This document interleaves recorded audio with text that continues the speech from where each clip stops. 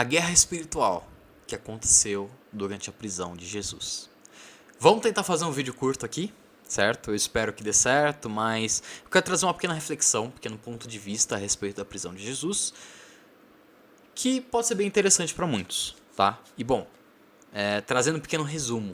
Jesus, o personagem mais famoso de toda a história, acredito eu, e que tem uma história muito bem conhecida, do seu nascimento até seu ministério, sua crucificação, e um desses momentos, um dos mais importantes momentos dessa caminhada foi o momento que ele foi preso e entregue por Judas. Vamos ler aqui um pequeno trecho desse momento em Marcos, capítulo 14, e depois vamos lá para o Antigo Testamento, pegar um pequeno ponto ali, para entender que esse momento de prisão ele foi uma guerra onde Israel perdeu, dos dois lados. Tanto seus acusadores quanto seus seguidores perderam essa guerra, mostrando ainda mais o quanto a graça de Jesus é perfeita e maravilhosa. Amém? Vamos ler a partir do versículo 45, então Marcos 14, 45. Não, 44. O traidor tinha combinado com eles um sinal. Ele tinha dito: prendam e levem bem seguro o homem que eu beijar, pois é ele. Então esse traidor é Judas. 45. Logo que chegou perto de Jesus, Judas disse: Mestre, e o beijou. Então eles pegaram Jesus e o prenderam. Mas um dos que estavam ali chegou a espada, atacou o empregado do grande sacerdote e cortou uma orelha dele. Então Jesus disse para aquela gente: Vocês vêm com espadas e porretes para me prenderem, como se eu fosse um bandido? Eu estava com vocês todos os dias ensinando no pátio do templo e vocês não me prenderam. Mas isso está acontecendo para se cumprir, o que as escrituras sagradas dizem. Então todos os discípulos abandonaram Jesus e fugiram. Um jovem, enrolado num lençol, seguia Jesus. Alguns tentaram prendê-lo, mas ele largou o lençol e fugiu. Um versículo interessante, vamos ler o 43 também, eu acho que é bom para complementar. Eu devia ter lido inteiro, né? Mas amém. 43. Jesus ainda estava falando quando chegou Judas, um dos dois discípulos. Vinha com ele uma multidão armada com espadas e porretes que tinha sido mandada pelos chefes dos sacerdotes, pelos mestres da lei e pelos líderes judeus. Tá, isso dá todo o contexto do momento. Então, teve a Santa Ceia. Depois da Santa Ceia, Jesus e seus discípulos foram orar ali, né? No jardim do Getsemane. Enfim, teve aquele momento de oração. E nisso Judas chegou. Ele já havia combinado ali com os sacerdotes, por aí vai, de que entregaria Jesus. Estava num momento bem complicado ali da história do povo de Israel, no sentido de que Jesus e seu ministério estavam alcançando diversas pessoas, né, dentro e fora de Israel. E nisso estavam num momento muito importante do povo de Israel, o momento da Páscoa, a celebração da Páscoa, e ali em Jerusalém. E havia um grande medo de que as palavras daquele cara pudessem atiçar o povo e gerar uma confusão, e essa confusão chegar até mesmo aos ouvidos de Roma e, enfim, virar um caos ali. Israel estava sob domínio dos romanos. Diversas nações, diversos territórios estavam sob domínio de Roma naquela época. Então era necessário prender Jesus. E já havia sido percebido que prender Jesus no meio de tantas outras pessoas podia dar confusão. Tentaram prender e machucar Jesus em outros momentos e foi um caos. Enfim, tem muito a ser dito sobre isso, né? A confusão que aconteceu ali com os mercadores na frente do templo, tem muito a ser dito. Muito é mostrado, por exemplo, na série The Chosen, né? É ilustrado diante do que está no texto bíblico. Enfim, dá para se falar muito, mas vamos voltar para este momento. Então, queriam muito prender Jesus e encerrar isso antes que gerasse uma confusão que inflamasse o povo judeu contra os romanos. Ou os romanos pelo menos pensassem que o povo judeu estava se rebelando, né? Durante os 400 anos entre Antigo e Novo Testamento, houveram rebeliões e situações ali difíceis. Houveram muitas batalhas. O Antigo Testamento é bem conhecido por batalhas, inclusive. Batalhas onde muitas delas Israel venceu quando estava ali confiando no Senhor, e muitas delas que Israel perdeu, principalmente quando estava dominado pelo pecado. E aí se passaram uns anos, profecias haviam acontecido, né, antes dos 400 anos, de que havia um Salvador e por aí vai, e o povo estava esperando por esse Salvador. Enfim, ele chegou. Jesus chegou, o ministério dele foi acontecendo, e neste momento, né, acontece a prisão. Judas entrega Jesus.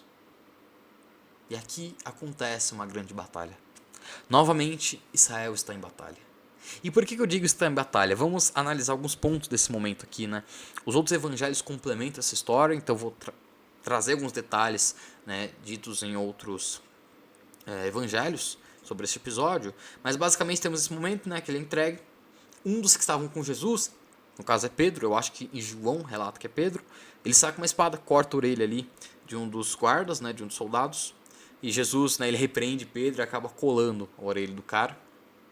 Já denota um ambiente de combate, né? Pedro, ele, alguns versículos antes, ele havia dito, né, que não negaria Jesus. Não, Jesus, nunca vou te negar e tudo mais. E Jesus, ele fala, né, não, você vai me negar 3 vezes antes que o galo cante. E Jesus fala que não só Pedro, mas todos os discípulos ali iam abandonar ele. Assim como um rebanho, quando perde o seu pastor, se desbanda, assim seria, né? Assim aconteceria. Mas os discípulos falam, não, a gente vai continuar com você até o fim. E aí Pedro vai lá, e realmente no meio de combate, quem defender Jesus. Eu imagino que ele estava pensando, não, vamos lutar aqui, todos juntos, lutar para impedir, né, que ele seja capturado. Mas Jesus repreende Pedro e permite ser capturado. Ele se indaga, e como a gente leu aqui, ele indaga, né, aquelas pessoas, né, poxa, vocês veem a mim como se fosse um bandido querendo me prender desse jeito? Eu tava todos os dias com vocês, ensinando, falando de boa, tranquilo, e agora vocês querem vir com violência, né? Novamente, ele havia repreendido Pedro, isso podemos ver em outros evangelhos, mas ele repreende também aquelas pessoas com aquele armamento. E diante disso acontece o que o próprio Jesus disse que aconteceria. Os apóstolos abandonaram ele. E é até muito interessante, né? Eu faço perguntas bíblicas de vez em quando na minha igreja para os jovens. Essa é uma pergunta que eu quero fazer, só que é até difícil de formular, né? Para não enganar, por assim dizer, né? Se a gente pergunta assim, quantos dos discípulos abandonaram Jesus ou traíram Jesus? Geralmente a gente pensa só em Judas, né? Ah, Judas traiu Jesus. Ou talvez Judas e Pedro. Não, Judas traiu e Pedro negou. Enfim, tenta ir acrescentando, mas se a gente for para pensar, todos eles, todos os discípulos, todos os apóstolos traíram e negaram Jesus. E aqui está a prova. Porque todos eles abandonaram Jesus com medo. O mesmo Pedro que teve coragem de sacar a espada, negou publicamente a Jesus. A gente fala tanto hoje, né, de que temos que aceitar Jesus como nosso Senhor Salvador. Temos o apelo em muitas igrejas, principalmente pentecostais, né, você aceitar Jesus, voltar para Jesus, reconhecer publicamente a sua fé. Até falam, né, os covardes não darão o reino dos céus. Dá um outro vídeo esse assunto, mas muitos falam sobre isso, que devemos aceitar publicamente. E olha só, Pedro, um dos apóstolos, negando publicamente mais de uma vez, 3 vezes, representando essa completude, né? O Pedro que tinha coragem com uma espada na mão, quando não tinha espada, quando estava no meio da multidão, não tinha mais essa coragem. A coragem que ele e os outros apóstolos tinham na grande comissão, eles não tinham mais, quando viram que o seu pastor havia sido preso. E diante desse ambiente de guerra, dessa situação aqui, né, Jesus repreende Pedro, então ele não poderia usar mais a espada ali, todos eles fogem. E um último detalhe, e esse detalhe vai ser bem importante daqui a pouco, é esse do versículo 51. Um jovem enrolado no lençol seguia Jesus. Alguns tentaram prendê-lo, mas ele largou o lençol e fugiu nu. Tem teólogos que dizem que esse jovem segue o próprio Marcos aqui, né? Se não me engano, o nome dele é João Marcos, o nome completo. Ele não era um dos apóstolos, mas ele era um dos seguidores de Jesus. Muitos dizem que, por Marcos ter relatado esse episódio, ele poderia ser esse jovem e tudo mais. Por dizer que ele era um jovem, ele era mais novo do que os outros apóstolos. Enfim, tem toda uma argumentação. O ponto não é esse. O ponto é, no meio disso tudo que eu falei, ainda tem esse fato curioso, né? Poxa, do nada, a Bíblia relata que um jovem estava ali no meio. Ele estava com um lençol apenas. Aí deu desespero ali e tudo mais, né? Um guarda tentou prender ele. Ele fugiu e de desespero largou ali o lençol e fugiu nu mesmo. Nossa, uma situação terrível, né? Mas por que eu estou reforçando tanto que isso é um momento de batalha? Tem muitos detalhes sobre a história de Jesus. Quando a gente lê outros textos, eles nos trazem muitas reflexões, né? Eles enriquecem o que aconteceu. Jesus, quando ele entrou com um burrinho em Jerusalém, ele representou o cumprimento de diversas profecias, não foi só de uma. Ele representou o cumprimento da profecia de que o rei, o Messias, entraria com o jumentinho, né, em Israel e tudo mais, mas teve muitas outras, como o fato de ele representar a restauração da raiz de Davi, sendo filho de Davi, que o próprio povo clamava, Hosana, filho de Davi. Não lembro se eu já gravei um vídeo sobre isso, mas se não, posso gravar, né, já fiz uma ministração sobre isso, que é muito, muito legal. E aqui é um trecho que mostra um pouco disso. Vamos recapitular o que eu falei agora há pouco sobre Israel e as suas batalhas. Quando a gente lê o Antigo Testamento, nós vemos então todo aquele contexto de batalhas, né? Então de Davi, na sequência, o que aconteceu? Davi era um rei guerreiro, né? Ele lutava ali, tinha os povos ao redor de Israel, lutava principalmente contra os filisteus. O motivo deles lutarem foi porque lá em Juízes, lá em Josué, na Terra Prometida, tinham vários povos ali. Israel foi vencendo muitos povos, não venceu todos. Ele teve medo de alguns, ele fez parceria com outros. Enfim, não completou aquela obra.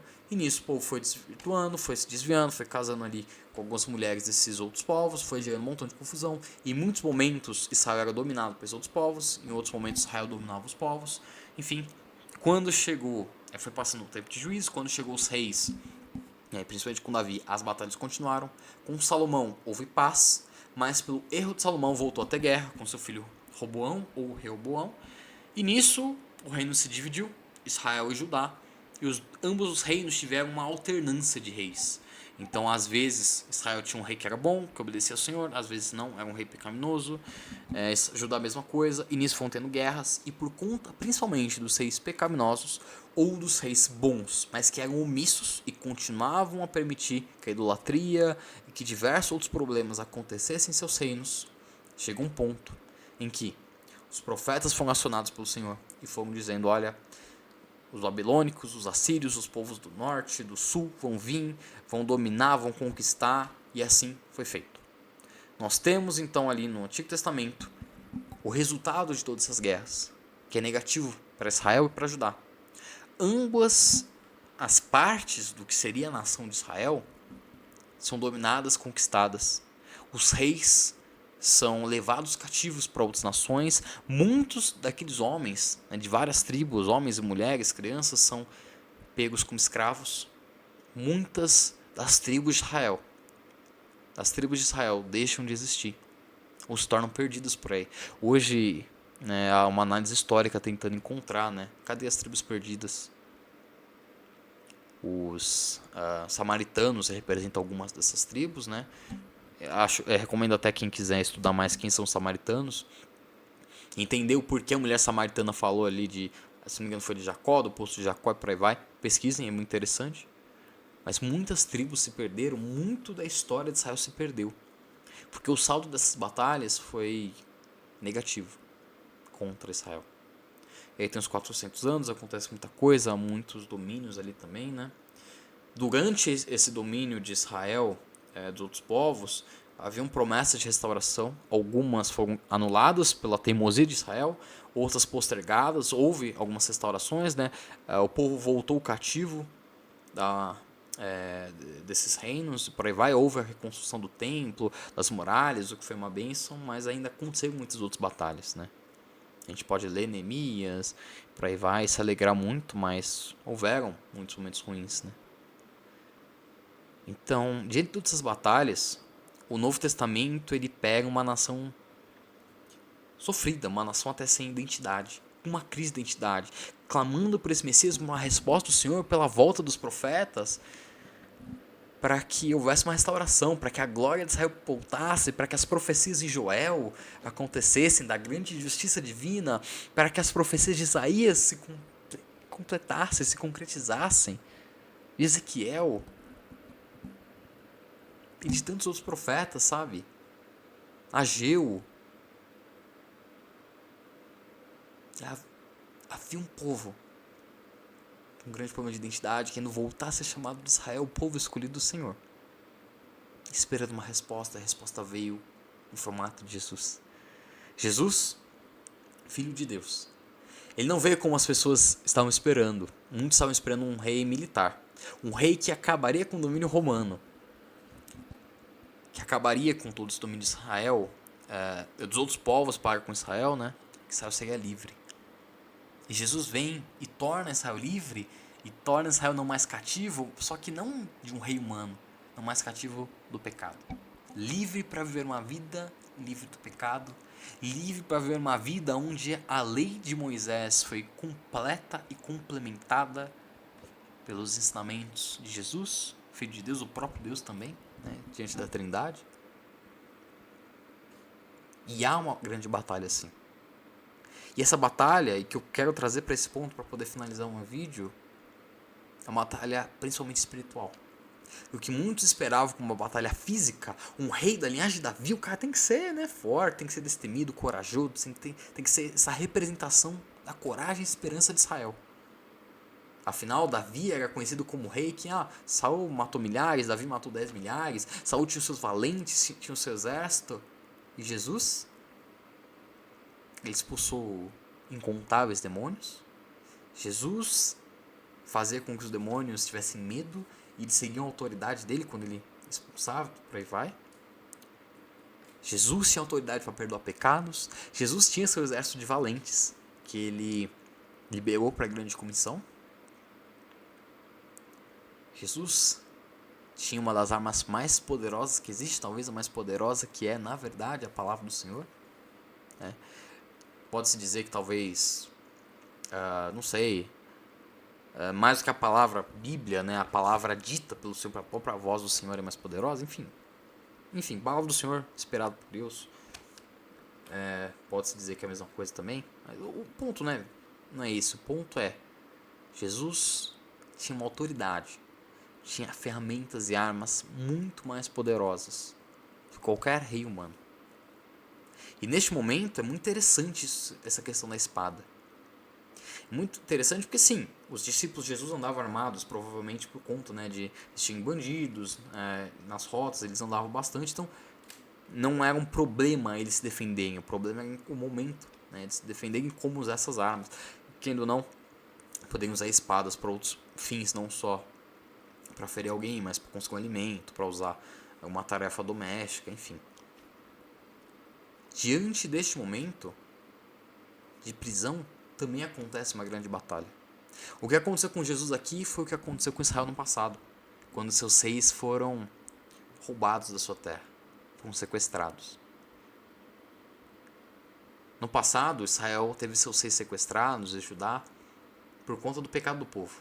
E pelo pecado do povo, Jesus, o rei dos judeus, o Messias, né, o nosso rei, enfim, rei sobre a criação, o verbo vivo, ele também está sendo sequestrado pelo pecado do povo. O povo ali presente, não podendo fazer nada para ajudá-lo. Numa guerra que eles não tinham como combater. Quem estava prendendo Jesus?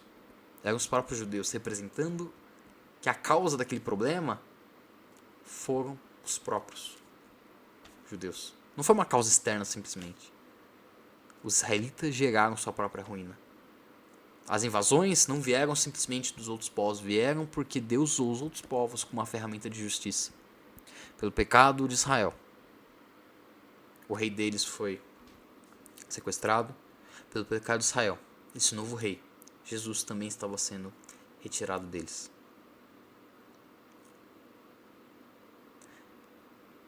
Poxa, mas aqui, novamente, é os soldados, os sumos sacerdotes e tal, mas e aí? No Antigo Testamento e os povos vizinhos? Olha que interessante. O domínio romano sobre os judeus demonstra também o papel dos povos estrangeiros para com a prisão de Jesus. Então, assim como os povos estrangeiros causaram a ruína de Israel no Antigo Testamento, os povos estrangeiros também foram fundamentais no processo que delimitou a prisão e a crucificação de Jesus. Tanto pelos pecados do povo, tanto pelos sacerdotes, pelos fariseus que queriam a morte de Jesus, quanto pelos romanos que efetivaram essa morte, o que aconteceu com Jesus foi o mesmo que aconteceu no Velho Testamento. Só que, novamente, não foi nas batalhas de larga escala com grandes exércitos humanos, mas foi uma batalha espiritual. Então, isso é muito interessante do porquê Jesus repreende Pedro com a espada, repreende aqueles homens, aqueles guardas com aqueles porretes e tudo mais, porque não era necessário. que estava acontecendo era da vontade do Senhor, estava assim acontecendo o cumprimento das Escrituras, como ele mesmo diz aqui. Mas não da maneira que as pessoas estavam acreditando. E para reforçar ainda mais a minha ideia de que esse momento retrata uma grande guerra e uma grande perda para Israel, que depois, obviamente, né, qual que é a diferença do Antigo para o Novo Testamento, além dessas alegorias, né? Uma coisa ser mais espiritual, outra coisa ser mais física, é que evidentemente aqui há um final feliz.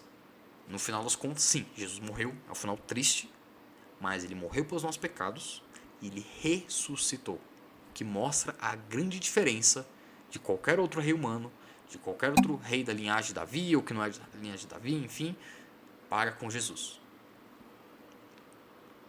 Certo?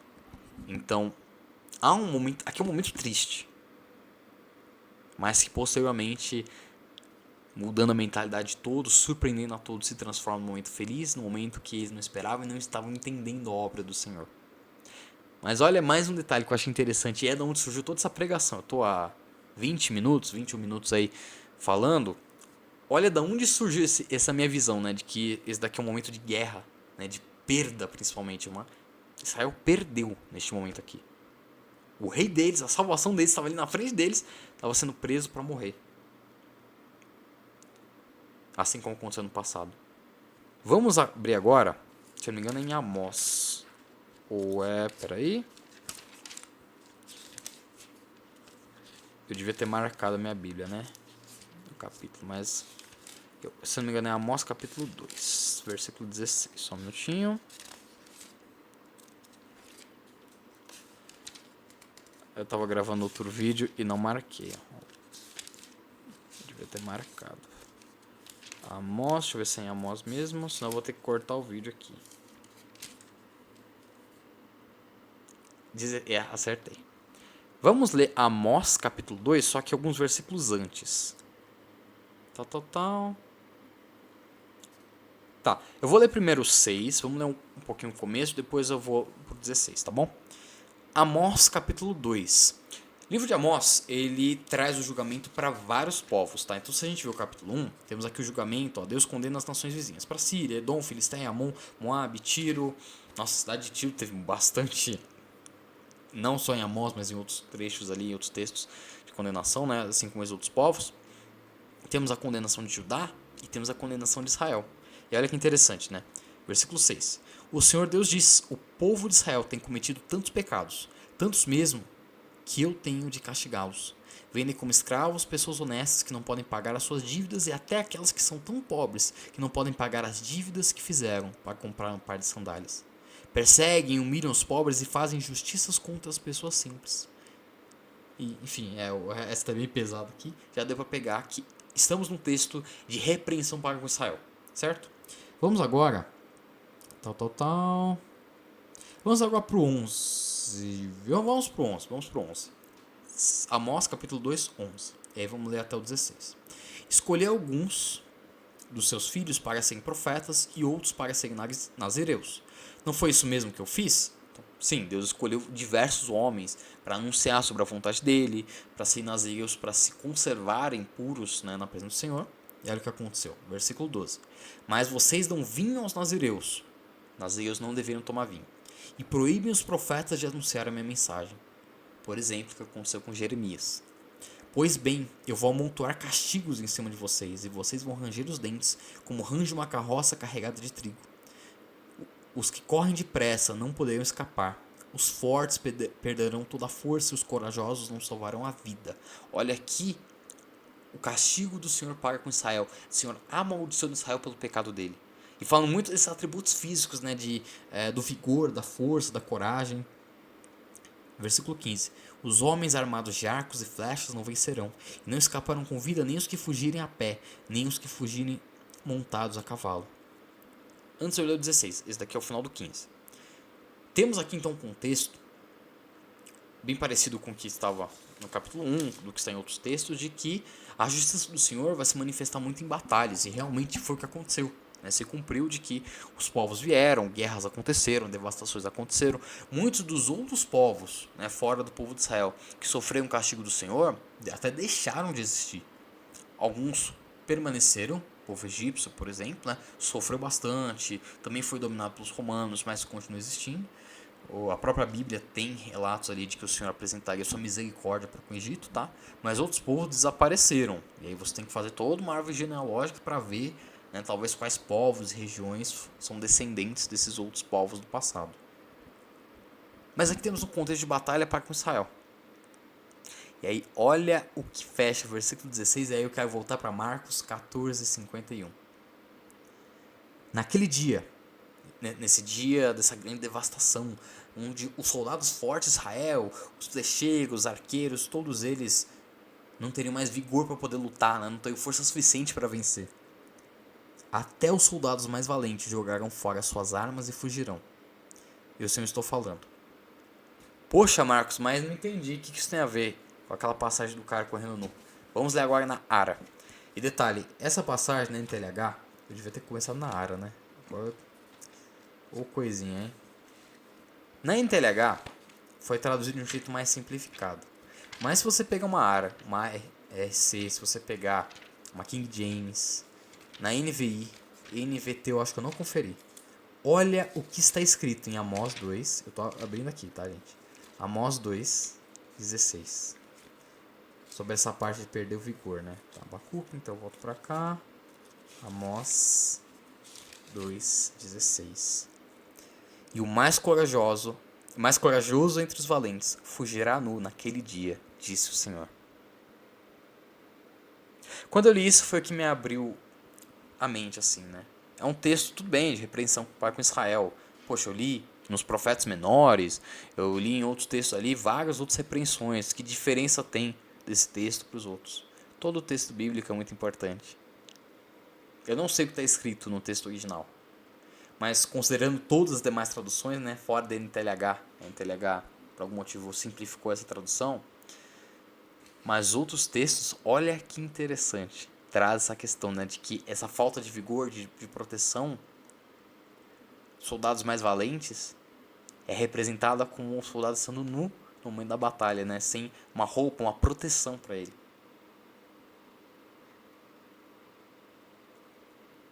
Em Marcos 14:51, sobre aquele jovem nu, só aquele versículo, e é o que geralmente as pessoas interpretam, né, mostra que, poxa, um jovem com vitalidade, com coragem, ele fugiu em desespero. E estar nu, né, diante de toda a cultura judaica, a gente consegue observar em vários momentos isso na Bíblia, era uma vergonha, né, não era algo comum de se fazer. Mas ele estava tão desesperado que ele fez isso. Ele preferiu fugir sem nada no corpo do que manter ali sua dignidade, né? Mas para mim, há uma relação muito grande entre essas duas coisas. Porque além de tudo que eu expliquei para mostrar que a prisão de Jesus foi uma batalha, só que espiritual, e representando as batalhas que Judá perdeu, Israel perdeu no passado, é muito interessante pensar que um jovem também com sua vitalidade, com sua força, corajoso ali, seguindo a Jesus, que deixou tudo que tinha, ele só tinha aquela túnica para seguir a Jesus.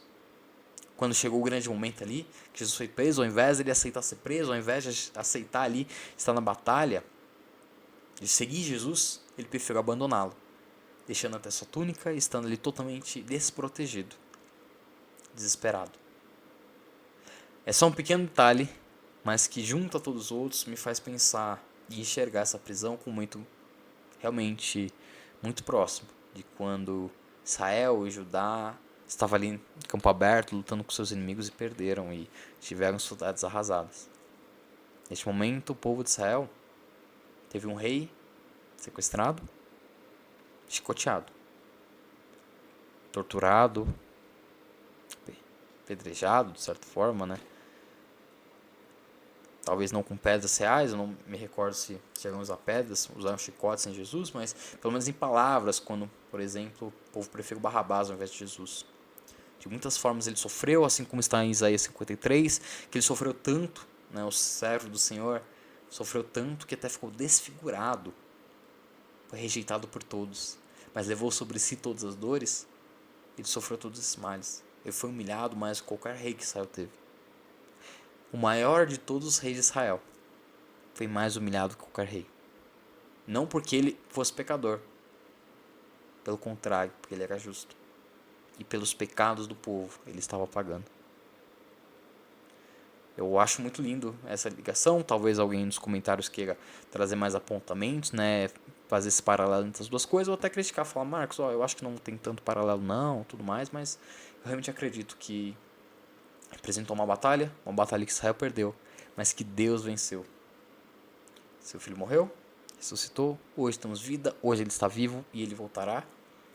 Mas é só um jeito assim da gente refletir, né? Se nós estivéssemos lá aquela noite, como que a gente se sentiria? Bom, pela palavra do Senhor, acho que já temos uma resposta do que faríamos, né? Nós trairíamos Jesus também. Mas como que a gente se sentiria? Talvez o mesmo sentimento que Israel sentiu todas as vezes que perdeu uma batalha porque pecou contra o Senhor. E é muito triste pensar. Né? Foi o próprio pecado, foi o próprio povo que o entregou e o entregou para que as nações vizinhas, enfim, crucificassem. Essa reflexão é bem um estudo mesmo, né? Uma visão assim que a gente pode enxergar sobre a Bíblia. Certo? Nosso vídeo ficou longo também. Deus abençoe. Fica a reflexão. Continuem firmes na fé em Cristo. Se você não é cristão, esse é um convite para você enxergar a Bíblia como um livro muito mais complexo do que parece. E Deus tem muito a revelar e a falar com você, certo? Estou compartilhando algo que Deus falou comigo. Eu espero que você tenha gostado. Deus abençoe e até a próxima.